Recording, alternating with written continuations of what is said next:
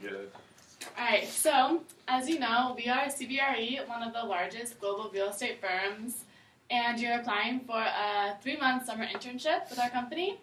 So we're looking for disciplined, self-motivated individuals who have a strong background in business or real estate. On this internship, you'll be working hands-on with talented professionals, and you'll be provided with a strong foundation and contacts for later on in your career when you pursue commercial real estate. So, why are you interested in this position? I think I've always been kind of interested in real estate, and specifically this internship, just because my dad's been in real estate for the past 20 years, and something that he's been really passionate about and found a lot of success in that business. And when I was actually touring colleges, I was looking at colleges in Chicago, New York, San Francisco, and Los Angeles. And every time we'd go to those places, he'd kind of explain to me the different price points of the houses and what probably the rent is and what the value of the house is today and what it's going to be and what are all the projected aspects that can, or yeah, I guess you could say aspects that of a building that make it more valuable than a house or a building somewhere else. So it just kind of piqued my interest. That's cool. So tell me about your work history. So for my 16th birthday, instead of getting me, for my 16th birthday rather, my dad gave me his old car and filled it up with gas for my birthday, and he told me he was never going to fill it up with his own money again, and if I ever wanted to fill up my car with gas, I needed to work because he gave me my car.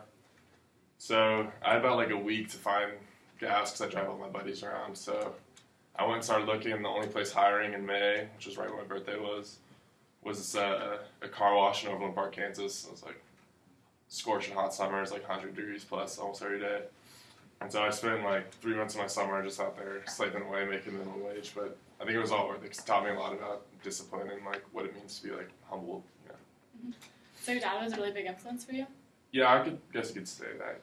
Kind of my whole life just kind of guided me in the direction that I always felt most comfortable in and pushed me to push my limits a little to see where I can be successful and what fields. Mm-hmm. So what's your biggest weakness? I think my biggest weakness is probably that I tend to overthink things, especially in a group project setting. Because sometimes when I'm working on a group project, I get that anxious feeling that maybe one of my partners hasn't done their work yet, and it's getting to be a few days before the project's due, and I'm starting to get anxious because maybe we're not going to sit down and review it, and the next thing I know, it's the night before, and I'm spend the whole night the night before, staying up super late, going over the whole project, making sure the whole project's watertight and that everyone did their part. So I guess overthinking is kind of a big thing of mine, but I am working on it. I have been in past projects. I try to cut down on it and just let people do their own thing. All right. So name a time you were asked to go above the call of duty that was expected of you. Well, so I got a job waiting tables later on after I had that job at Waterway, which is the car wash. And I was waiting tables at Louis Wine Dye, which is a wine bar in Overland Park, Kansas. And I'd been working doubles all the time over the summer because it was the summer going into my freshman year of college. I was trying to save some money before I went to school. So I'd been working doubles for 4 or 5 days straight, and I was exhausted. And there was a new waitress on that they had just hired.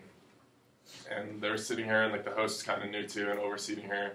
And I started to realize that she was getting kind of overwhelmed, and there was a couple tables that she hadn't been to. And I literally clocked out, got my tips. I was about to go home, just go to bed, and just rest because I was so beat. But I decided to set my stuff down, put my apron on, and went back to tables and kind of greeted the tables and brought them drinks and just kind of made them feel like they're being attended to and not ignored by the staff. Mm-hmm. All right, and then describe one of your most significant accomplishments. My most significant accomplishment is probably an accomplishment that I'm actually currently pursuing.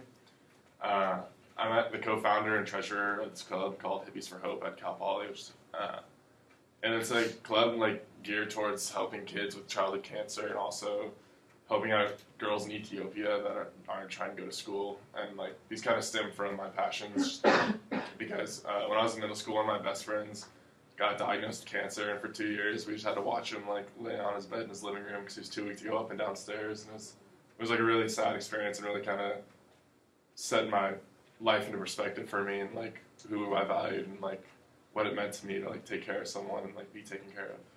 So yeah, I'd say that's my biggest accomplishment. And what did the club like do?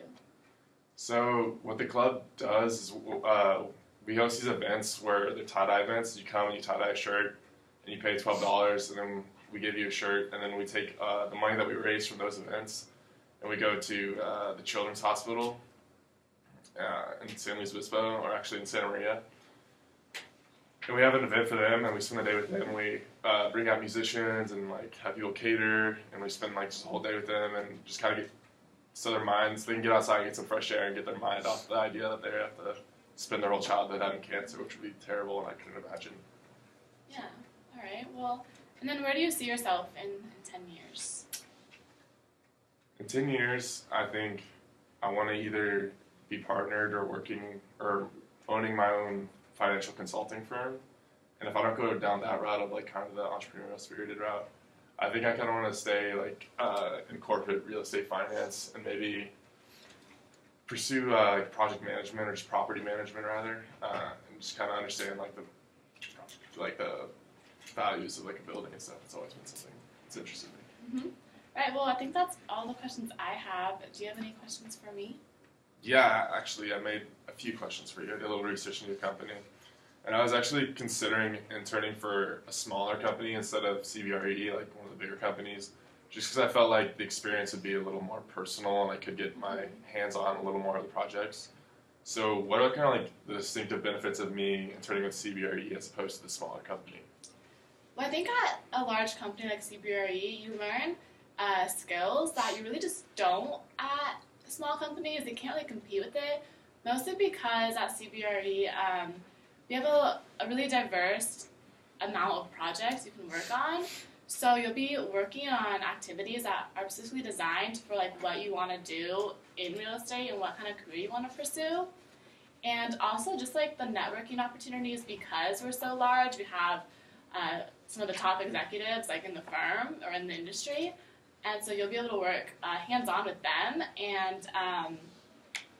And yeah, small companies can't really compare to that because they just don't have the size or the connections. I got you. Just kind of branching off that question, like what is like the management structure type like at CBRE? Just because at this smaller firm, it's a little more laid back and relaxed. I can do my own thing and maybe just get a little assistance as opposed to having like a structured internship like CBRE will. Yeah, well, our management's definitely very hands-on. We really want to foster like a supportive environment. We put a lot of emphasis on like teamwork and contribution with one another. We do expect our interns, especially, to take initiative and to be responsible for their actions, getting their work done, not needing like someone there with them holding their hand, helping them through it. But we definitely provide the tools necessary to help you and achieve those goals. So that makes sense to me.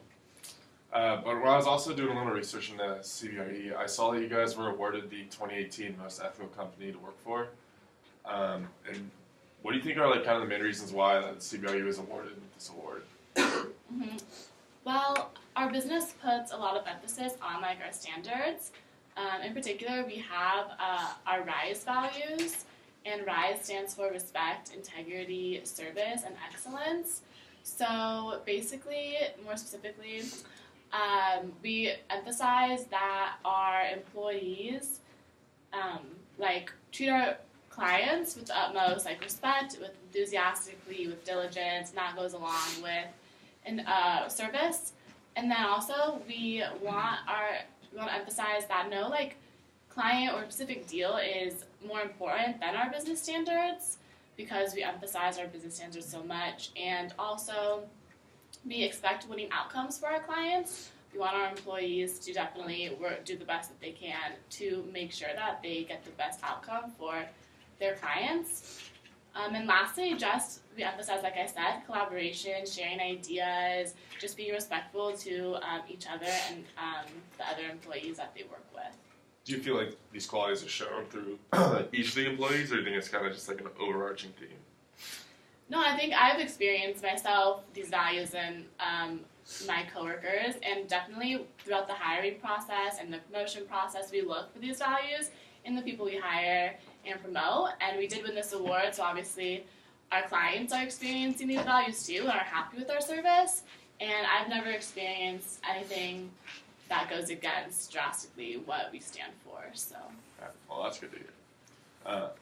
When I was just kind of researching a little bit of the economic side and financial side of CBRE, I kind of noticed that you guys have 20% of your profits are coming from the United Kingdom, and I'm probably pretty aware. I'm pretty sure you guys are probably pretty aware of this. But what are you guys going to do in 2019 when Britain leaves the European Union? And what are you expecting? What are you expecting to do with that? Like once Britain leaves the European Union? Well, we don't exactly know what the outcome is going to be after Britain leaves the EU when it comes to our company. However, we're actively seeking solutions for this. What I can say is that while we may experience some loss, I think our company really focuses on our relationships with our clients and just client service in general. And I think that is what's going to keep our company's success going, despite the losses that may occur from Brexit. Okay, I got you. I think that kind of does it for the majority of my questions. Just the last one, can you speak to any of your experiences or give me any advice going forward as an intern?